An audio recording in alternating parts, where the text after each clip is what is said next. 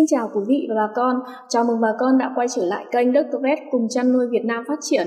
Bà con thân mến, hiện nay phong trào nuôi chim bồ câu ngày càng phổ biến và đang được lan rộng. Vì đây là loài gia cầm có hàm lượng dinh dưỡng cao, có rất nhiều gia trại đang nuôi chim bồ câu với số lượng lớn, nên việc hiểu về bồ câu, cách phòng và trị bệnh cho chim bồ câu là rất cần thiết. Tiếp theo chuyên đề về các bệnh hay gặp trên chim bồ câu, hôm nay Dr. Vet sẽ chia sẻ tới bà con chăn nuôi về bệnh đậu, một bệnh rất phổ biến trên chim bồ câu.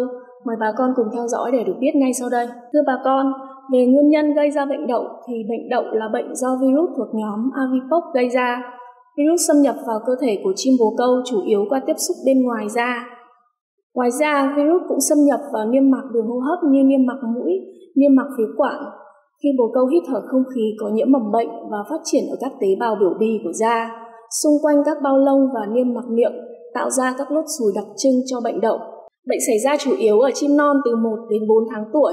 Chim bố mẹ thường ít bị bệnh hơn do sức đề kháng của chim bố mẹ tốt hơn chim non. Bà con cần chú ý, đường lây truyền mạnh nhất của bệnh đậu là theo con đường muỗi đốt. Ngoài ra, bệnh còn lây qua các vết xây xát ở vùng da không có lông và lây trực tiếp từ những con chim bồ câu bị bệnh sang những con chim khỏe mạnh. Bệnh đậu phát triển quanh năm và bùng phát nhiều nhất vào mùa xuân và mùa hè khi thời tiết ấm, nóng và ẩm ướt, tạo điều kiện cho muỗi phát triển nhiều. Khi chim bồ câu đã bị mắc bệnh đậu, nếu bà con không có biện pháp chữa trị kịp thời sẽ làm cho chim kém ăn, yếu dần và chết. Tỷ lệ gây chết ở bệnh đậu trên chim bồ câu là khá cao, nên trong quá trình cho chim ăn uống, bà con cần chú ý quan sát để phát hiện được sớm những con chim bị bệnh và có biện pháp chữa trị kịp thời, tránh để tình trạng bệnh nặng gây chết chim bồ câu làm ảnh hưởng đến năng suất chăn nuôi của bà con. Vậy triệu chứng khi chim bồ câu mắc bệnh đậu như thế nào? Mời bà con cùng theo dõi tiếp ngay sau đây. Bà con có thể quan sát đây là những con chim bị bệnh đậu với các triệu chứng: các nốt sần sùi, sưng đỏ, mưng mủ, đóng kết và sưng phù ở vùng da không có lông như quanh mắt, mũi, miệng và chân của chim bồ câu.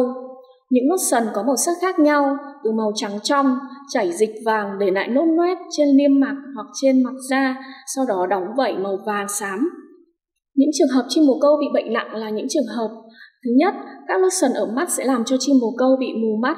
Thứ hai, bồ câu bị mọc nốt đậu bên trong miệng và thực quản khiến chim bồ câu bị viêm họng, gây lở loét miệng, làm cho chim bồ câu không ăn uống được và chết. Vậy cách phòng và xử lý bệnh đậu cho chim bồ câu như thế nào để hiệu quả nhất? Bà con mình nên nhớ rằng bệnh đậu trên chim bồ câu là bệnh do virus gây ra và không có thuốc kháng sinh để đặc trị bệnh. Chúng ta dùng thuốc kháng sinh chỉ là để chống bội nhiễm các bệnh khác cho chim bồ câu, nên cách phòng bệnh tốt nhất là làm vaccine phòng bệnh đậu cho bồ câu ngay từ lúc chim non được 10 đến 15 ngày tuổi, và đến 5-6 tháng sau bà con sẽ chủng nhắc lại một lần nữa để có thể tạo ra được miễn dịch phòng hộ tốt nhất cho chim bồ câu. Bà con có thể dùng vaccine virus đậu gà để chủng cho chim bồ câu, vì hiện nay trên thị trường chưa có vaccine virus đậu cho chim bồ câu. Và một điều lưu ý nữa đó là bệnh đậu lây chủ yếu qua vật trung gian là muỗi, nên bà con cần phải phun thuốc diệt muỗi định kỳ cho toàn bộ khu vực chăn nuôi chim bồ câu nhà mình. Cứ 1,5 tháng đến 2 tháng bà con cần phun một lần và phun toàn bộ xung quanh khu vực chuồng trại nuôi chim bồ câu. Bà con có thể tham khảo sản phẩm diệt muỗi Hantox 200 của công ty Hanvet. Ngoài ra, bà con phải đảm bảo môi trường chuồng nuôi chim bồ câu luôn sạch sẽ, thông thoáng bằng cách quét dọn hàng ngày, vệ sinh máng ăn, máng uống của chim bồ câu và mỗi ngày luôn thay nước mới cho bồ câu, tránh sử dụng nước cũ đã bị thức ăn rơi vãi vào. Định kỳ nửa tháng một lần phun thuốc sát trùng cho toàn bộ chuồng trại nuôi chim bồ câu bằng những loại thuốc sát trùng sử dụng được khi có sự hiện diện của vật nuôi như Deson Super của hãng Interchemi Hà Lan, hoặc là Iodine A+ của công ty VB Pharma để tiêu diệt những mầm bệnh có thể gây bệnh cho chim bồ câu. Trước khi phun thuốc sát trùng thì bà con cần dọn sạch sẽ phân và rác trên nền chuồng và phải phun ướt nền chuồng. Về cách xử lý khi chim bồ câu bị bệnh đậu, khi phát hiện chim bồ câu nhà mình bị bệnh đậu, bà con cần tách riêng những con chim bồ câu có biểu hiện bệnh ra khỏi đàn để điều trị riêng nhằm hạn chế sự lây lan nhanh ra toàn đàn. Tiếp theo, bà con tiến hành cậy những nốt đậu của chim bồ câu bị bệnh ra rồi bôi thuốc đỏ chữa thủy đậu của người hoặc bôi dung dịch xanh methylene cho chim bồ câu. Sau khi đã sát trùng vết mụn đậu cho chim bồ câu xong, bà con cần tiến hành cho bồ câu uống kháng sinh để phòng các bệnh do nhiễm khuẩn ký phát cho chim bồ câu. Bà con có thể sử dụng sản phẩm Corosan VKS của Interchemi Hà Lan hoặc Tilodoc WS của công ty VB Pharma. Do bị bệnh và phải sử dụng kháng sinh nên chim bồ câu sẽ bị yếu hơn. Vì vậy, với những con chim bồ câu bị bệnh, bà con nên hòa các loại thuốc bổ giúp trợ sức, trợ lực và giải độc gan thận rồi nhỏ vào miệng của chim bồ câu. Những con chim bồ câu khác, bà con cho uống vitamin tổng hợp và các chất điện giải bằng cách hòa vào nước uống cho bồ câu uống.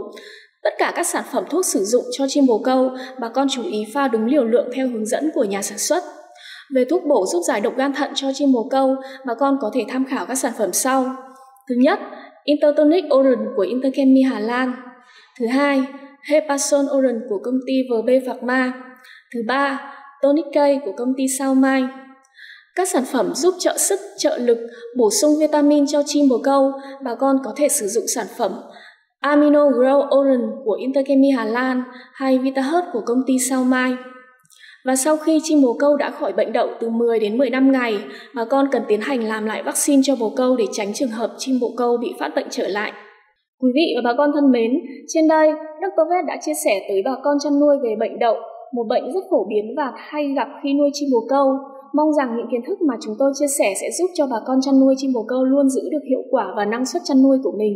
Nếu quý vị và bà con có thắc mắc hay cần tư vấn gì thì hãy gọi điện đến số điện thoại hotline của Dr. Vet 098 222 0717 để được chúng tôi hỗ trợ.